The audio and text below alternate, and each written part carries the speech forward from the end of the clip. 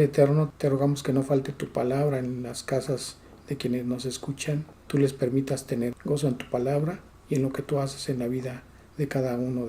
Te rogamos que pongas atentos los oídos y dispuestos los corazones a recibirlas. Te rogamos que tú nos des entendimiento de tu palabra, que nos ayudes a escudriñarla, que nos ayudes a entenderla, pero también que nos ayudes a aplicarla en nuestras vidas, Señor, para que podamos tener discernimiento y madurez espiritual. Te rogamos que nos redargullas a quien haya de ser redarguido a través de tu palabra, porque tú quieres lo mejor para nosotros. Ponemos este tiempo entonces en tus manos preciosas y rogamos que a través de tu Santo Espíritu seamos guiados en el conocimiento de ella y la aplicación de tu palabra, para que seamos útiles en tus manos. Te rogamos pongas orden en nuestras vidas, lo que tengamos que corregir. Te agradecemos, Dios eterno, y te damos la gloria y la honra en el nombre precioso que es sobre todo nombre de nuestro Señor Jesucristo. Amén. Vamos al libro de Números, capítulo 11, a partir del versículo 4. Entre los israelitas había gente de toda condición que se había mezclado con ellos. Recordamos que Dios los sacó de una condición de esclavitud. Dios los libera utilizando a Moisés y los lleva al desierto. La promesa de parte de Dios es que los iba a llevar a una tierra a donde fluye leche y miel. En este pasaje nos hace mención que no solamente salió el pueblo de Israel de la nación de Egipto, sino que hubo muchas otras gentes y con ellos salieron. Vuelvo a leer, versículo 4. Entre los israelitas había gente de toda condición que se había mezclado con ellos y solo pensaban en comer. Los israelitas se dejaron llevar por ellos y se pusieron a llorar y a decir: ¿quién nos diera carne para comer? ¿Cómo extrañamos el pescado que comíamos gratis en Egipto y los pepinos, melones, puerros, cebollas y ajos? Ahora nos estamos muriendo de hambre y todo lo que vemos es este maná. El maná era como semillas de cilantro y parecía resina de árbol. La gente salía a recolectarlo y después lo molían y lo machacaban con piedras, luego lo cocinaban en una olla o hacían panes con él. Su sabor era como el de pan que se amasa con aceite. Al caer el rocío por la noche, también caía el maná sobre el campamento. Moisés escuchó llorar a los israelitas y a sus familias, cada uno a la entrada de su carpa.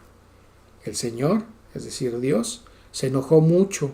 Moisés también se enojó y le dijo al Señor: ¿por qué me tratas tan mal a mí que soy tu siervo? ¿Qué tienes en mi contra para poner sobre mí la responsabilidad de este pueblo?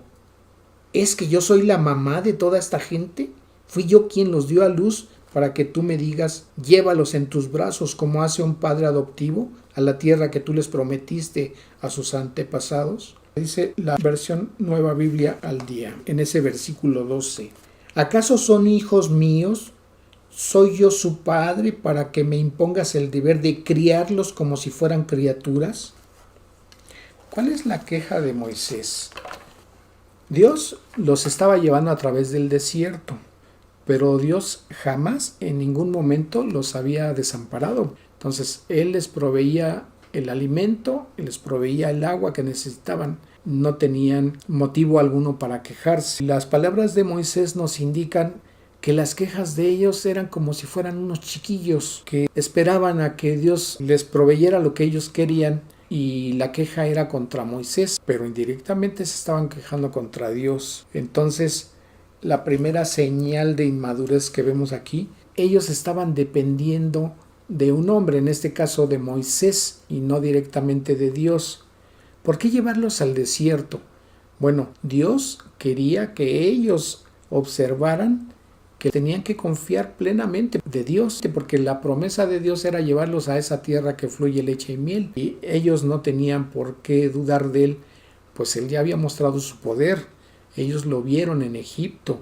Ellos vieron cómo Dios tuvo que llevar 10 plagas a Egipto para que pudieran ser liberados.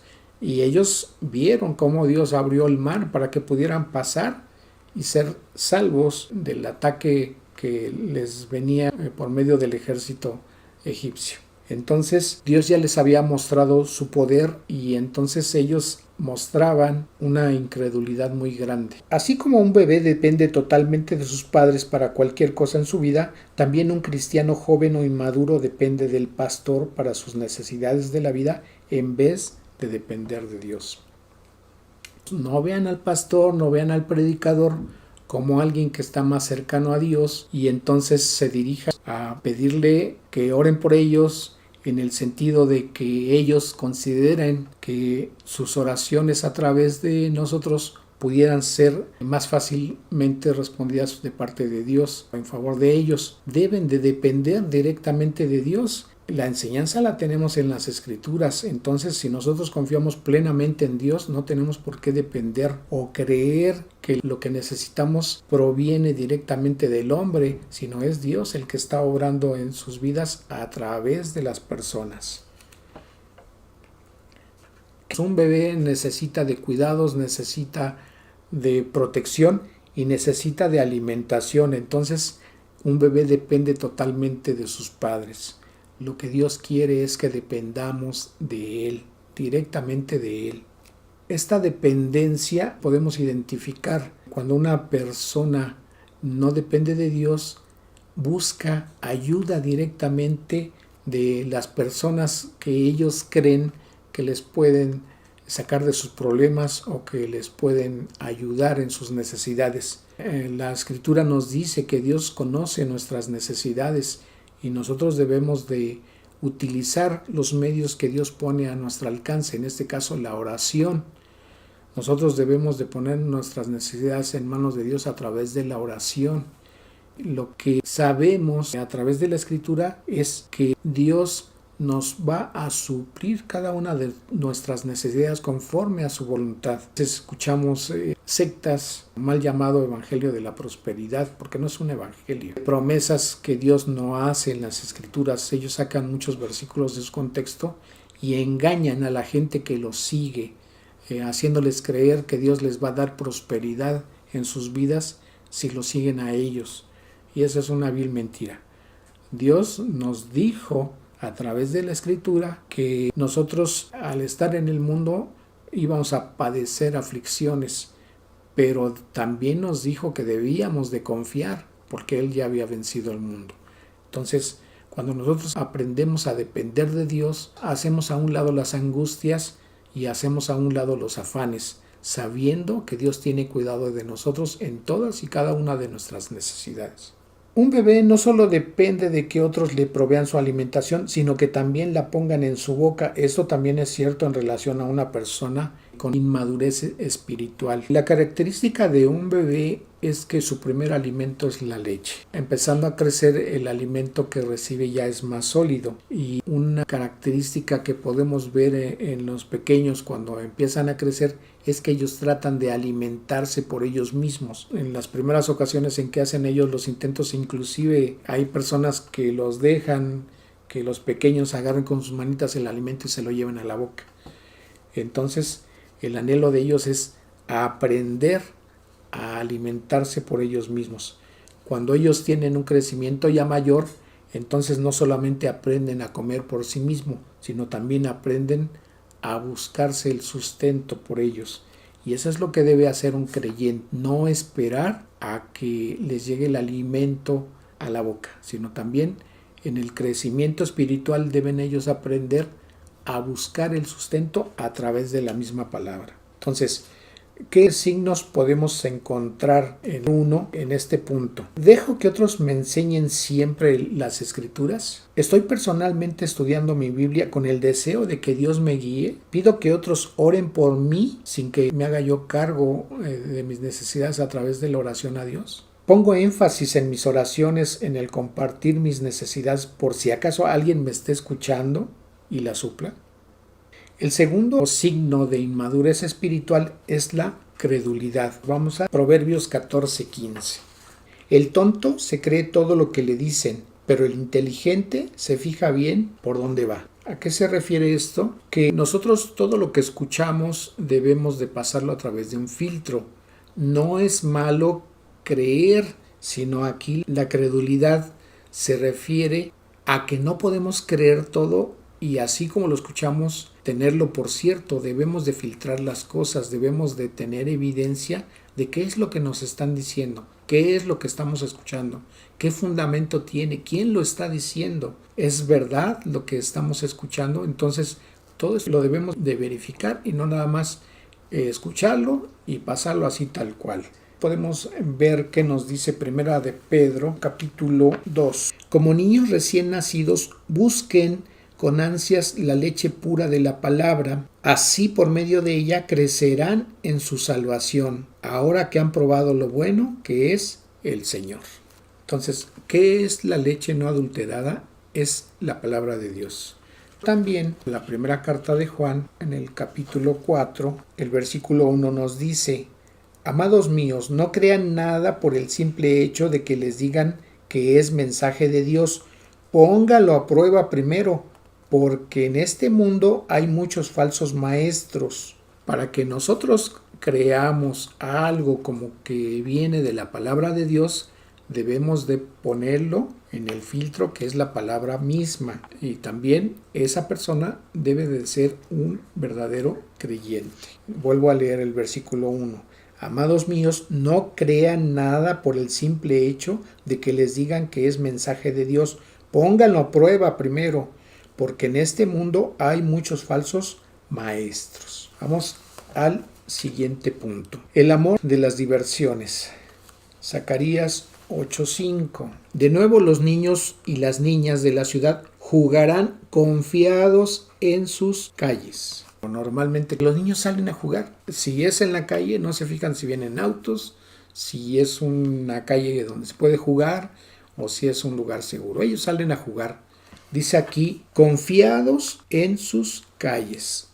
Entonces, la distracción que tienen ellos la hacen confiados solamente en lo que están haciendo. Cuando vemos que un creyente tiene amor por las diversiones, pero un amor en exceso, un amor que lo aparta, que lo aleja de Dios, que lo aleja de las cosas de Dios, que lo aparta de tener un tiempo de meditación en la palabra, que lo aparta de orar, que lo aparta de no tener devocionales. Entonces, ese amor por las diversiones es un signo de niñez espiritual. ¿Por qué? Porque está confiado en lo que está haciendo, está confiado en lo que se está distrayendo y no pone atención en lo que debería de ser importante para esa persona, para ese creyente. Meditar y confiar y creer en la palabra de Dios, porque eso más adelante lo puede aplicar a las circunstancias que esté viviendo. ¿Qué signos podemos ver en ese aspecto o señal de inmadurez? ¿Hay un deseo más grande por las cosas del mundo que por las cosas de Dios? ¿Eso lo ves en tu vida? ¿Sientes que está pasando en tu vida? 2. Así como un niño disfruta divertirse más que obedecer, estudiar, adorar o hacer algo que limita su libertad, también un cristiano maduro se goza más en las diversiones y en las cosas que ofrece el mundo que sirviendo a Dios, que estudiando de su Biblia, que adorando a Dios o comunicándose con Él a través de la meditación de la palabra y de la oración. No quieren restricciones, pero sí buscan los beneficios sin tomar en cuenta las responsabilidades. ¿A qué nos referimos? Son personas que podemos darnos cuenta a través de sus oraciones cuáles son las peticiones que le hacen a Dios. Las oraciones en ese sentido se dirigen nada más a que Dios les supla sus necesidades, pero no ponen en esa oración que le hacen al Señor, no ponen las cosas que debieran de ser como voluntad del Señor Jesucristo, porque por eso el Señor Jesucristo dijo que cuando nosotros oráramos pidiendo en su nombre. ¿Y qué significa esto? Que como si Él estuviera pidiendo eso a Dios, que fuera su voluntad. Entonces, cuando no pedimos las cosas conforme a la voluntad de Cristo, las oraciones aparentemente para nosotros no tienen respuesta de parte de Dios, pero no es eso. Lo que pasa es de que no pedimos conforme a la voluntad de Dios. ¿Qué tiempo utilizas más? ¿Buscando diversiones o buscando de Dios y su voluntad? ¿Usas el mismo tiempo que utilizas para tus diversiones, para tus distracciones, esa cantidad de tiempo que inviertes en eso, ¿también la inviertes en el estudio o meditación de la palabra de Dios? Si no es así, entonces tienes un signo de inmadurez espiritual. Quejas insignificantes. Puede ser una señal de inmadurez espiritual. ¿Qué dice el Evangelio de Mateo? Capítulo 11, a partir del versículo 12. Desde el tiempo de Juan el Bautista hasta ahora el reino de Dios avanza con poder y han intentado apoderarse de él por la fuerza.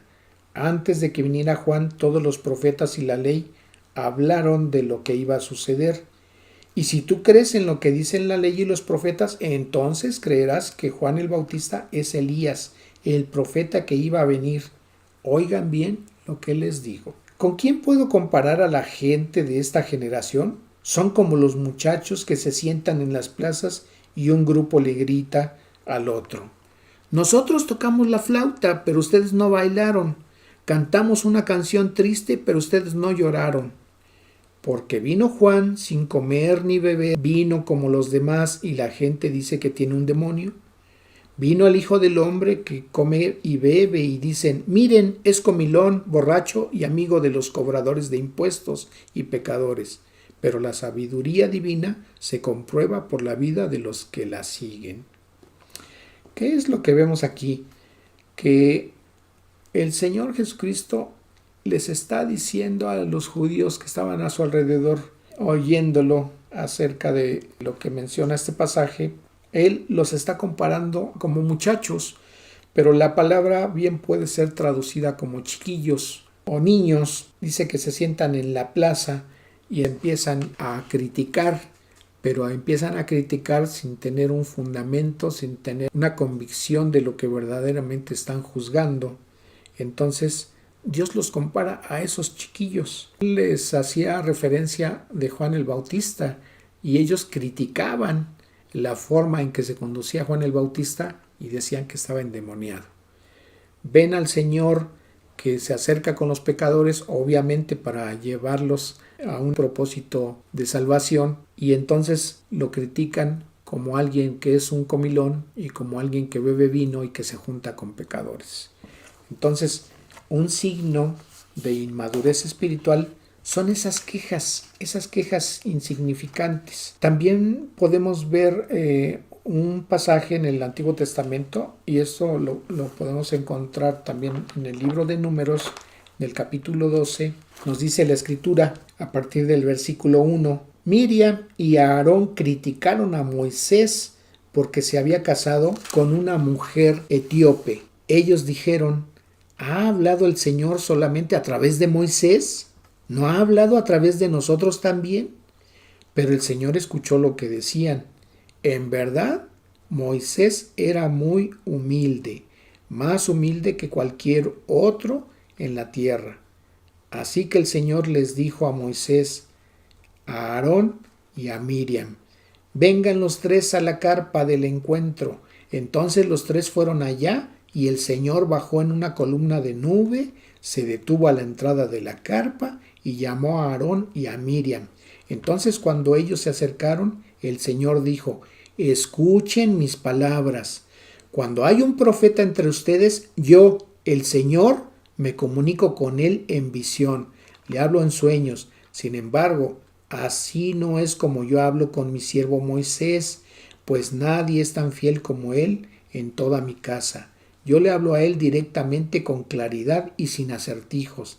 Y si él me ve cara a cara, ¿cómo es que ustedes se atrevieron a criticar a mi siervo Moisés? ¿Cuántas veces vemos creyentes que critican a su pastor, que critican al predicador, que critican a los maestros de escuela dominical, que critican a su discipulador, sin saber que ellos están teniendo un signo de inmadurez espiritual, porque las críticas que le están haciendo no tienen un fundamento bíblico, o no lo están haciendo con una madurez espiritual, sino simplemente están criticando por criticar? ¿Cuántas veces vemos a personas en la congregación, cuando está el predicador hablando, cuando está el pastor compartiendo un mensaje, y esas personas se dedican a criticar cosas como que si se ve guapo, que si está mal vestido, que mira, ya viste la hermanita, que ya viste el hermanito, cómo llegó, y mira, y nada más se están fijando en detalles y no están poniendo atención al mensaje que probablemente Dios los esté dirigiendo a ellos para que corrijan algunos aspectos en sus vidas. Entonces, normalmente esas personas que critican poco hacen por colaborar en el servicio en la congregación, poco hacen por participar en la obra de Dios, pero sí se dedican a criticar muchas cosas. Entonces, ese también es un signo de inmadurez espiritual. No solamente es algo que no se ve bien, algo que no está bien, sino también ese tipo de críticas trae juicio a sus vidas en diferentes grados. Y por ejemplo, aquí en este caso podemos ver, versículo 9, el Señor se enojó mucho con ellos y se marchó. En cuanto la nube se quitó de encima de la carpa, Miriam quedó leprosa, con la piel blanca como la nieve. Cuando Aarón se volvió hacia Miriam y la vio así, le dijo a Moisés: «Oh Señor, no nos castigues, pues hemos pecado tontamente. Te ruego que no dejes que ella quede como un niño muerto antes de nacer, que sale con el cuerpo medio deshecho». Entonces podemos ver que a Dios no le agradan esas críticas a sus siervos. Pero no solamente aquí podemos ver una consecuencia de ese tipo de críticas o de quejas. Hace un momento leíamos que la gente que había salido de Egipto y que venían con Moisés se estaban quejando porque no comían carne. Después de la queja de Moisés podemos ver a partir del versículo 16 en Números 11. Dice: el Señor le dijo a Moisés: reúneme a 70 ancianos de Israel, pero asegúrate de que sean jefes del pueblo. Llévalos a la carpa del encuentro y que esperen allí contigo. Yo bajaré a hablar contigo y tomaré parte del espíritu que está en ti y lo pondré en ellos. Así ellos compartirán contigo la carga que este pueblo representa para ti, de tal forma que no tengas que hacerte cargo de ellos tú solo. Después dile al pueblo: purifíquense para mañana, pues van a comer carne. Ustedes han llorado ante el Señor y han dicho: ¿quién nos diera carne para comer? Estábamos mejor en Egipto. El Señor les va a dar carne y ustedes van a comer carne.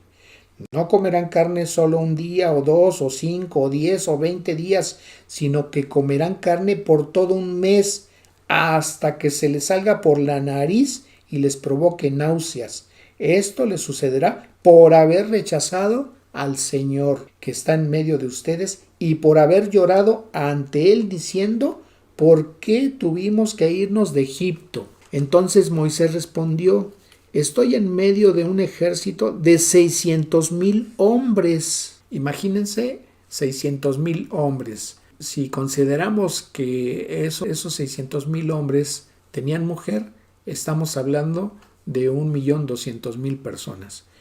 Pero si pensamos que esas parejas pudieran haber tenido al menos 2 hijos, estaríamos hablando de 2,400,000 personas. Entonces Moisés respondió: estoy en medio de un ejército de 600,000 hombres y tú dices: ¿yo les daré a comer carne por todo un mes? Si se degollaran todos los rebaños y manadas, ¿habría suficiente para darles de comer a todos ellos? ¿Y si pescáramos todos los peces del mar, les alcanzaría? El Señor le dijo a Moisés: ¿es que acaso el poder del Señor tiene límites? Ahora verás si lo que he dicho sucede o no. Dice el versículo 31, el Señor hizo soplar un viento que trajo del mar bandadas de codornices que cayeron alrededor del campamento. Había codornices en una extensión de hasta de un camino alrededor del camino y a una altura de casi 1 metro del suelo. Así de grueso del suelo, hacia arriba 1 metro. La gente se levantó y recogió codornices todo el día. toda la noche y todo el día siguiente. El que menos recogió 2 toneladas y distribuyeron las codornices por todo el campamento. No habían todavía comenzado a masticar la carne cuando el Señor se enojó con ellos y les envió una terrible enfermedad. Entonces ellos llamaron a este sitio tumbas de la glotonería, porque allí enterraron a la gente que no pensaba sino en comer. ¿Qué vemos aquí? Un juicio de parte de Dios, primeramente porque se habían quejado de lo que comían y estaban comparando la provisión que Dios les estaba permitiendo tener con lo que habían tenido en la tierra a donde habían sido esclavos por más de 400 años. Entonces, ¿cuántas veces escuchamos a creyentes con inmadurez espiritual de quejarse? Aparentemente no lo hacen delante de Dios, pero al momento en que se están quejando, es obvio que Dios los está viendo, Dios los está escuchando, que se están quejando, que porque si no tienen casa, que porque si no tienen carro, que si porque no han salido de viaje, que si porque no han estrenado X, que porque si no se han hecho de un aparato moderno, de pantalla, de televisión, de teléfono, de lo que ustedes quieran. Esas quejas que tienen en sus corazones es porque anhelan cosas que Dios no les ha provisto, según ellos, y supuestamente que Dios tendría que hacerlo. Dios no tiene ninguna obligación de proveernos más allá de lo que cubre nuestras necesidades. Si a muchos Dios les permite tener, Dios sabe en qué medida le provee a cada quien. Dice la Escritura que nosotros debemos de tener contentamiento con lo que Dios nos permite tener, porque eso es lo que necesitamos y con eso es con lo que debemos de gozarnos, que Dios nos tenga consideración y que Dios nos permita tener. ¿Es malo tener o es malo querer tener? No, no es malo. Lo malo es afanarse más allá o desear lo que no se nos va a permitir de parte de Dios tener. Y lo peor es quejarnos. Entonces, en todo momento debemos de agradecer a Dios lo que nos permite tener y lo que nos permite gozarnos. Porque entonces tú verás la bendición de parte de Dios en tu mesa, en tu vida, en tu hogar, en tu persona.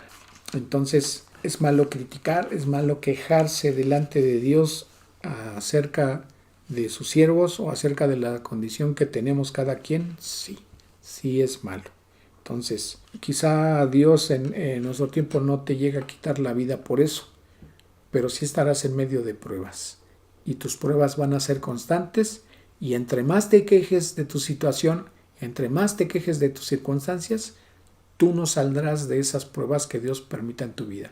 Lo mejor es ponerse a cuenta con Dios, pedirle perdón acerca de esas quejas que has tenido en contra de Él o en contra de lo que Dios te permite tener o de lo que Dios te permite disfrutar. Ponerte a cuenta con Dios y tú saldrás de esas pruebas. Pero mientras no lo hagas, tú vas a vivir en un ambiente triste y vas a vivir inconforme y siempre tu gozo va a estar apagado porque no te permites ese disfrute de gozarte de que Dios sí está al pendiente de ti, Dios está al pendiente de tus necesidades, pero siempre va a estar ahí. No vas a tener ese gozo, no vas a tener paz, porque siempre en tu corazón, en tus pensamientos está el quejarte.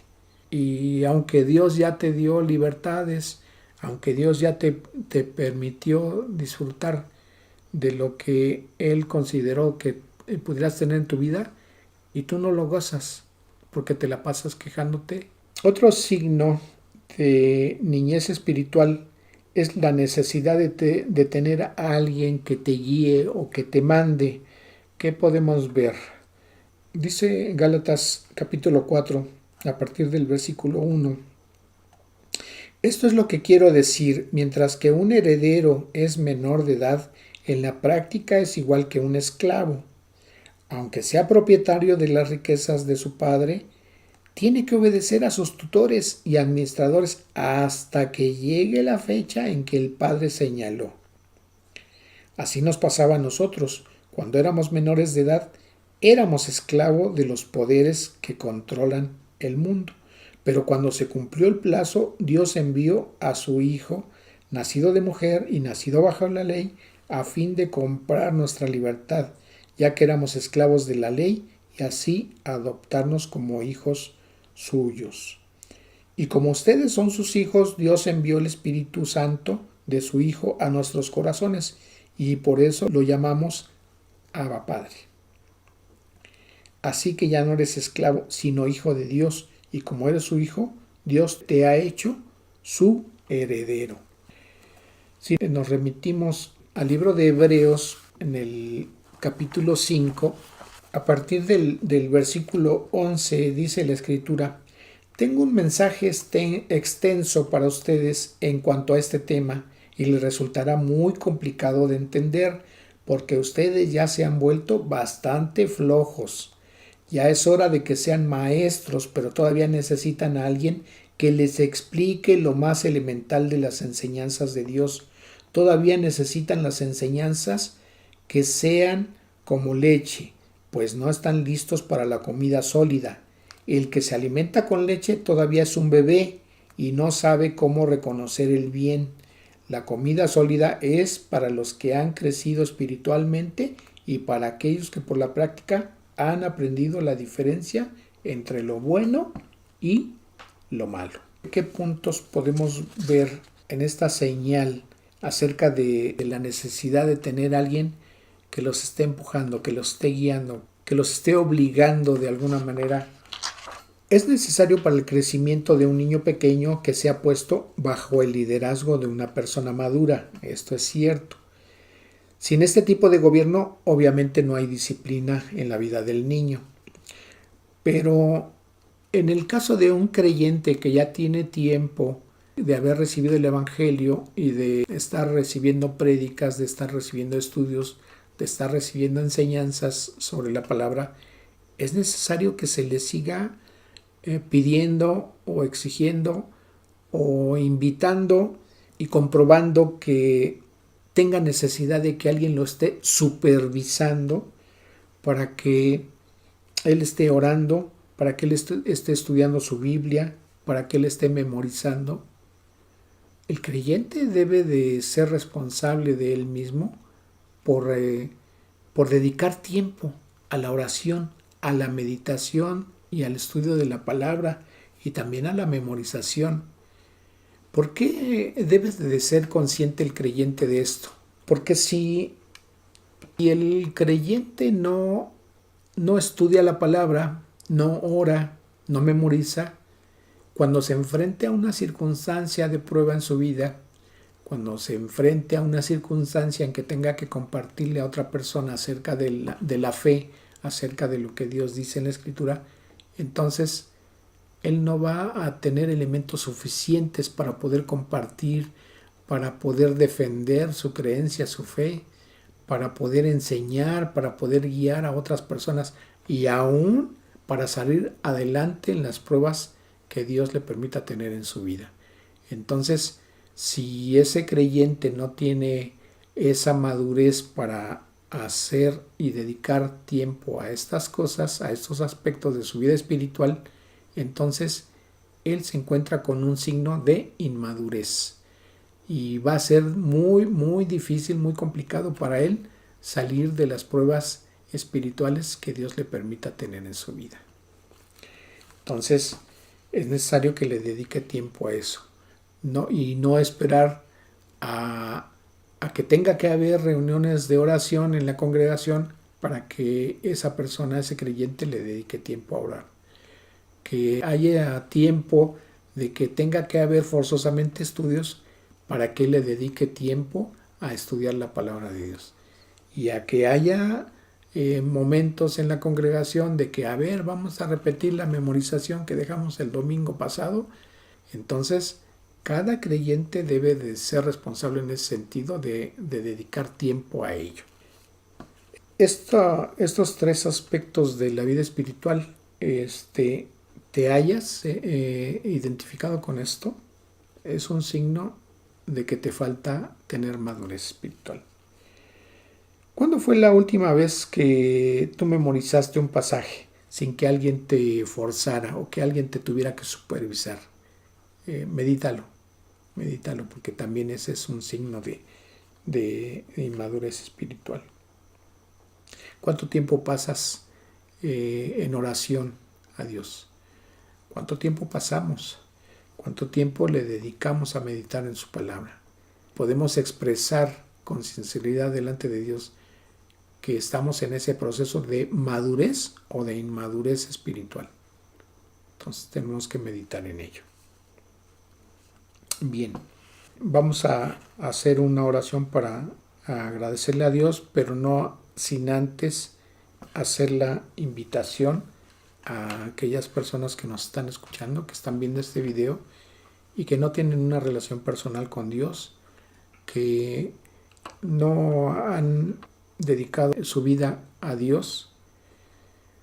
El Señor Jesucristo vino hace 2000 años a este mundo a pagar y a morir en la cruz por nuestros pecados.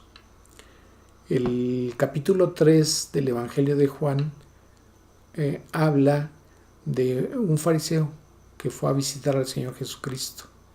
Aunque la Escritura no lo menciona, obviamente fue a preguntarle acerca de la salvación, porque el Señor de inmediato le dijo a él, a Nicodemo, que era necesario que la persona tiene que nacer de nuevo para poder ver el reino de Dios.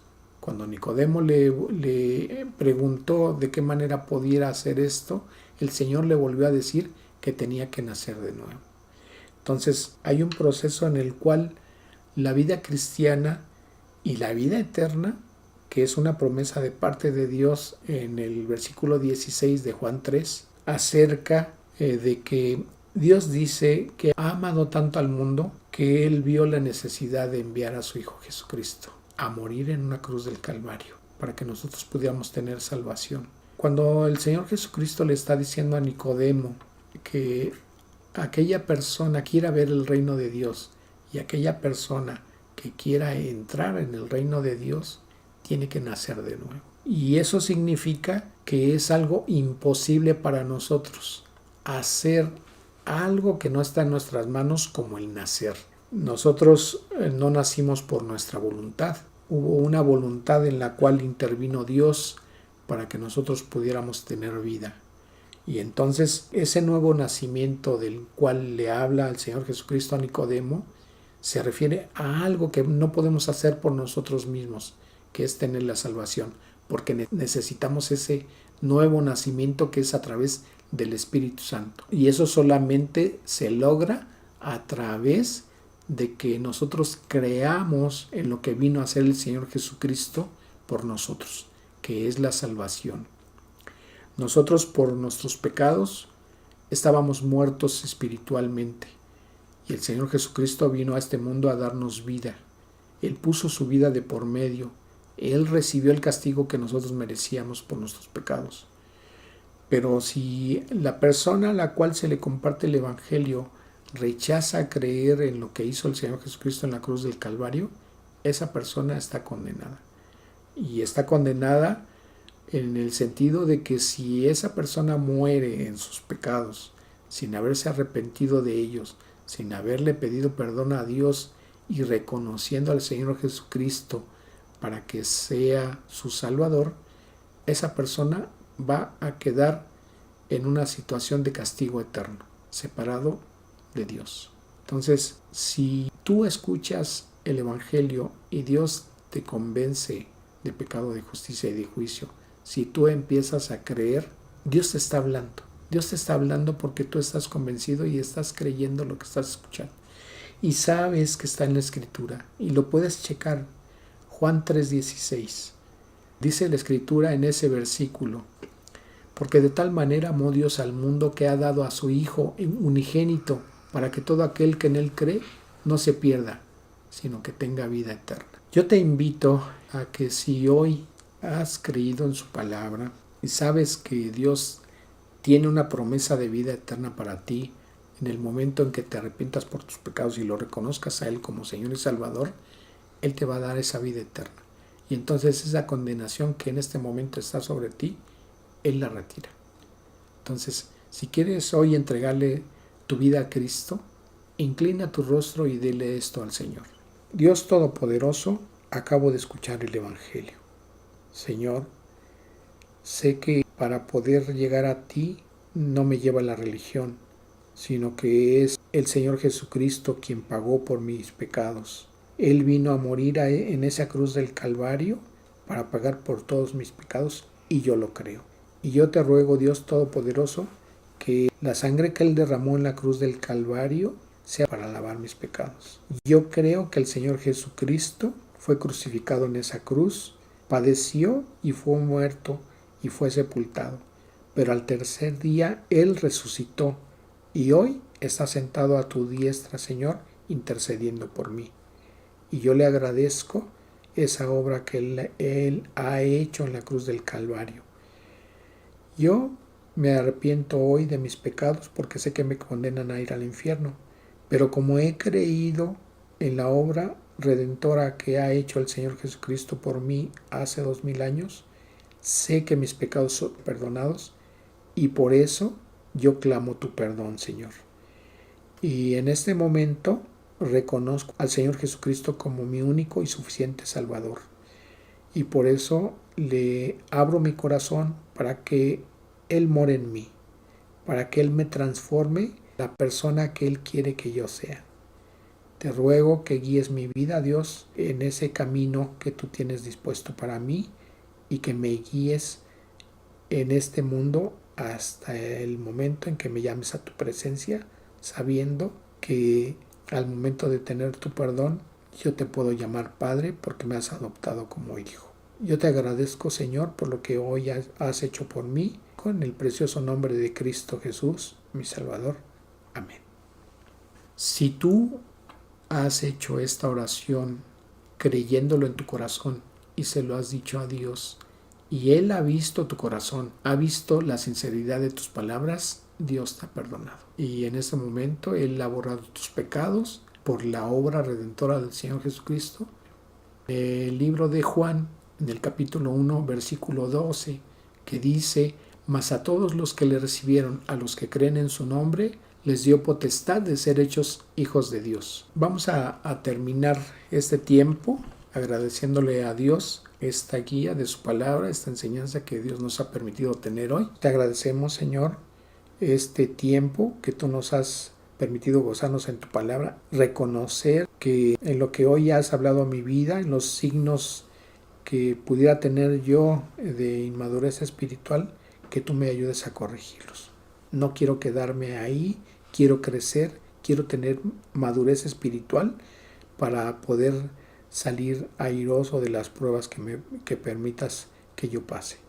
Señor, ayúdame, dame sabiduría, dame entendimiento de tu palabra, guíame a tener tiempos de oración, guíame a meditar en tu palabra, guíame a ser obediente a ella, guíame, Señor, a creer en tu palabra, así como tú la has dicho. Que yo pueda confiar plenamente en lo que tú dices, porque tú eres Dios, el Dios Todopoderoso, el único Dios que existe. Y te ruego, Señor, que tú seas en mi vida todos los días, que yo sea guiado a confiar en ti plenamente, como lo puede hacer un hijo en su padre. Confiar en que tú me vas a proveer en mis necesidades, confiar en que tú me vas a guiar a participar en tu obra y que lo pueda yo hacer sin temor, con denuedo de tu palabra, que pueda yo tener sabiduría de ti, Señor, para compartir tu palabra, que solamente pueda yo confiar en tu palabra y en la enseñanza que viene a través de ella y tener sabiduría para apartarme de los falsos maestros, tener sabiduría para poder reconocer tu voz a través de tu palabra, a través de las circunstancias y a través de las formas en que yo tengo entendido que tú me puedes hablar. Te agradecemos, Dios, y te rogamos tu bendición para el resto de la tarde y la semana. Te agradecemos dándote la gloria y la honra a ti por los siglos de los siglos, en el nombre de nuestro Señor Jesucristo. Amén. Bien, el Señor les bendiga en todos los aspectos de su vida y les guíe.